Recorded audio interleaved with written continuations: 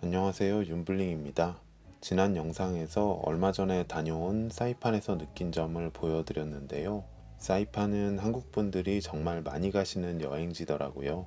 사이판을 방문하는 사람들 가운데 한국인의 비중이 높다 보니 실제로 사이판에 가보면 한국 분들을 많이 만날 수 있었어요. 마나가 섬에서 한국어로 된 안내 방송을 들었을 때는 마치 한국에 있는 것 같은 느낌이 들기도 했어요. 사이판과 같은 휴양지 여행에서 가장 중요한 것을 꼽으라면 무엇보다 날씨라고 할 수 있을 텐데요. 하와이에서도 날씨에 따라 여행의 만족도가 완전히 달라지더라고요. 같은 바다인데 맑은 날에는 에메랄드 색과 코발트 블루색을 띄었다가 흐린 날에는 바닷물이 잿빛으로 변했어요. 아무리 유명한 해변도 흐린 날에는 바다에 들어가고 싶지가 않더라고요. 실제로 저희가 하와이에 다녀간 뒤 오아후 섬에 비가 많이 왔다고 해요. 호텔 앞에 있는 식당가가 온통 물에 잠겼다는 후기가 올라오기도 했어요. 비 때문에 아무런 일정도 소화하지 못하고 호텔에서만 있었다는 안타까운 사연도 있었어요. 그래서 사이판 여행 일정이 다가올수록 일기예보를 자주 들여다보게 되었습니다.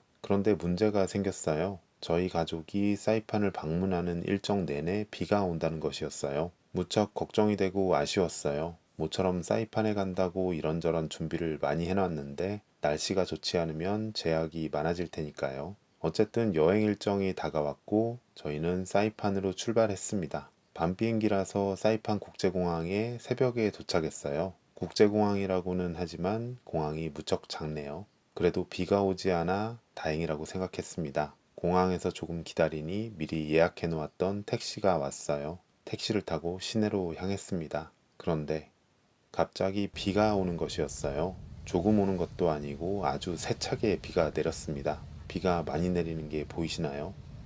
가뜩이나 걱정하고 있던 마음이 더욱더 무거워졌습니다. 앞으로의 일정이 걱정되어서 택시기사님께 사이판의 날씨에 관해 여쭤봤어요. 한국에서 출발하기 전에 일기예보를 보니 사이판에 계속 비가 온다고 하던데 날씨가 계속 이렇게 안 좋을까요? 하고요. 그런데 기사님은 뜻밖의 대답을 해주셨습니다. 일기예보를 믿지 말라는 것이었어요. 사이판은 작은 섬이라 날씨가 금방 바뀐다고요. 비가 왔다가 금방 날씨가 갠다고 하셨어요.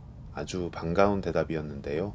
하지만 솔직히 그때는 기사님의 그런 말씀에 반신반의했습니다. 이렇게 비가 쏟아지는데 금방 날씨가 좋아진다는 것이 잘 믿어지지 않았어요. 하지만 기사님의 말씀은 사실이었습니다. 숙소에 도착해서 조금 있으니 날이 밝기 시작했는데요. 창밖을 보니 정말 멋진 광경이 펼쳐지고 있었어요. 제가 머문 곳은 사이판 섬에서 전망이 꽤 좋은 곳이었는데요. 저 멀리 마나가 섬이 보이네요. 바로 옆을 보니 아주 멋진 모양의 구름도 있었어요.